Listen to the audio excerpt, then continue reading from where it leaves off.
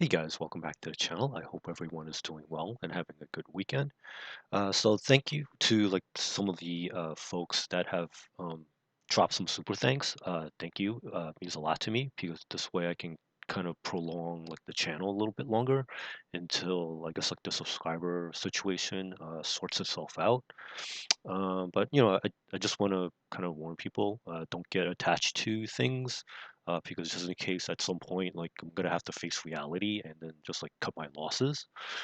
But anyway, let's see what we can do in the meantime, and because I know some folks are probably hurting with or without high yield funds. So let's see what we can do. So I guess just to kind of offer a consolation prize to current subscribers. I think maybe I mean and then maybe prospective subscribers. This is what I would like to roll out eventually. So we've seen the preview for Yield Max, and we've seen a sneak peek of the Defiance before.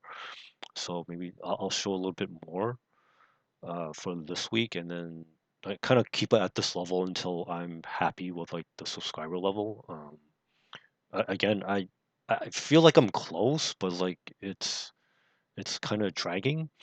So maybe I guess maybe if I can get one or two subscribers a day, maybe eventually, um, maybe towards the spring, or mid-spring, early summer, maybe we can do more stuff. Uh, because I think this dashboard is quite valuable. And let me show you some examples. So for triple QY, you can see kind of the overall balance of the market value of the entire ETF, and then you can kind of see the breakdown by the treasury, option, and cash positions, similar to the spreadsheet that you're kind of used to seeing. But I kind of like how this gives you the breakdown for each of the different products.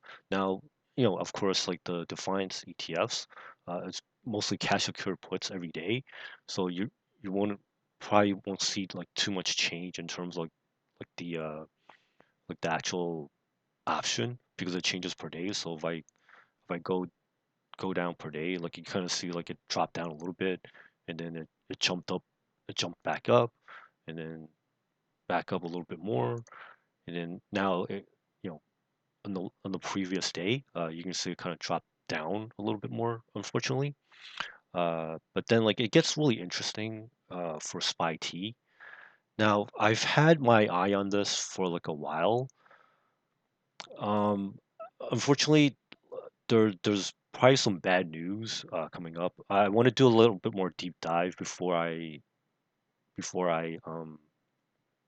say too much, because right now, on the surface, everything looks okay so far. And then this is where this dashboard starts to get a little bit more interesting because now you see that in addition to the SPY, now they're actually buying surprisingly uh, one of their potential competitors in the form of BlackRock. So IVV is a BlackRock ETF, and they already have an IVVW, their version of a covered call.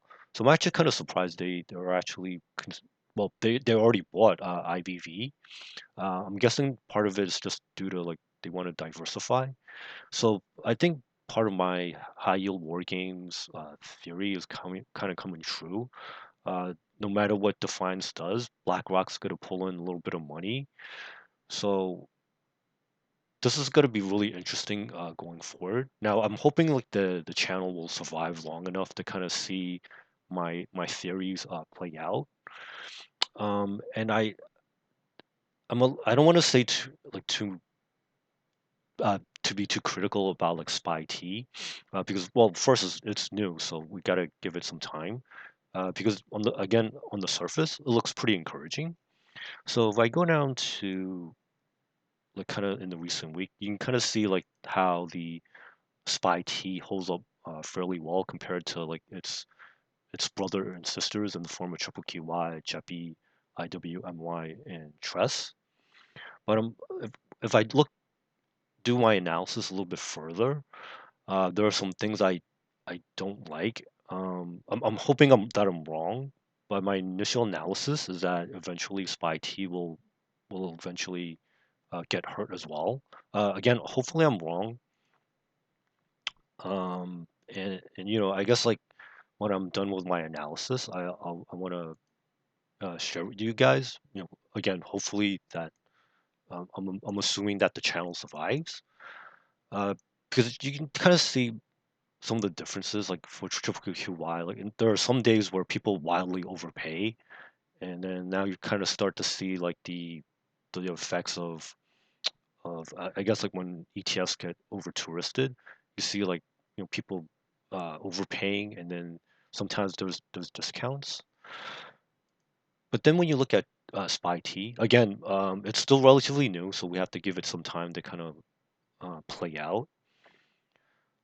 Uh, so far I think people are I think smartened up a little bit in terms of like they're not overpaying too much. But you're still seeing like so far there hasn't been really much of a like a discount for SPY. So again, I hope I'm wrong, but again we you just have to go with the numbers and make your decisions that way. So let's go back into our regular schedule program. So once again, thank you for the folks that have dropped the super thanks just to help the channel just like stay alive. And again, if you're new to the channel, please consider liking and subscribing. Like I don't want to like obviously force anybody, but if you can help, please consider doing so. So for the week of ending April 5th. Again, if you're new, you see the dates look a little funny because I'm just going by whatever they have on the spreadsheets. So I think they kind of like postmark like their dates, just so especially on the weekends. So this is always like one day behind. But anyway, like the IWMY, well, unfortunately, like you see, like the ETF share price, there's definitely some up and downs, and unfortunately, we're kind of on the downside. The cash got cut almost in half. You see, like the option premium kind of remain, almost consistent. Uh, in fact, like it's actually flat from week over week, and then the treasuries, unfortunately, took a little bit of a dip. But then again, we also have to consider like that. Distributions were announced, so they have to pay that out of somewhere. So JEPY, it's not too bad. 1708 down to 1697 for the week. And actually, this is kind of funny. Like the cash actually went up, although it did took a bit of a dip, and then I guess they shorted up by dipping into the treasuries to pay out distributions.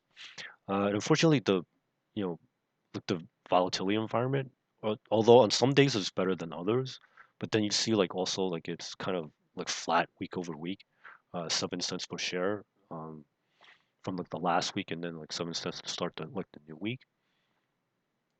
And then unfortunately for triple QY, at least for me, uh, like I'm gonna take a definitely be careful going forward. As you can see, like the cash actually was negative for like half the week. And then like they eventually shorted back up. Looks like they dipped into the treasuries. But again, the for this week, since distributions were announced, or you know like you can definitely see like the positioning, and then you see like the options. One actually, so for triple QY, I'm glad to see like it kind of brought in a little bit more premium to start the new week. Went from 9 cents to 12 cents. And then Trez went from 1759 to 1741, so unfortunately took a bit of a dip. But the cash positions wasn't down too much, so it's not too bad. And then like the treasuries went from 1685, it's pretty much flat for the week. And then like, the options unfortunately went from like 24-cent debit to 9-cent debit. So hopefully going forward. But then you also have to take into account like the since most of this is treasury, so it's very interest rate dependent. So if you know, I guess at some point, interest rates might actually go up instead of actually being cut because of like the inflation that's happening. So Trez might might encounter more problems going forward too. So this is definitely we have to keep an eye on interest rates for this particular fund. And then SPYT, again, this is just my suspicion, just based on preliminary analysis. But I mean, the share price, I'm glad like it's still relatively flat. But you kind of see on this particular day. I mean, it's not too big of a deal. 30 cents. It's not that bad, at least in my opinion.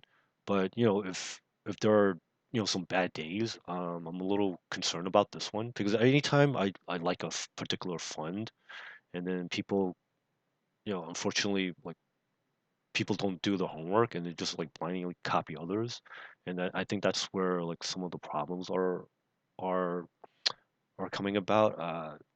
Again, please don't rely on any YouTuber, including myself, to make very important especially retirement decisions. You have to always like dive into the numbers, and hopefully what I'm presenting is more like a balanced view on things. But like at the end of the day, it's your money. You have to take care of it. So again, like for the option positions, so went from 2023 down a little bit to 1983. So hopefully they can kind of uh, keep the performance level consistent. But my fear is that this guy will eventually, unfortunately, will probably sag just like the rest. And hopefully, I can get to like the analysis before it's too late. But anyway, uh, let's not end this on like a sour note. Uh, Thank you for watching.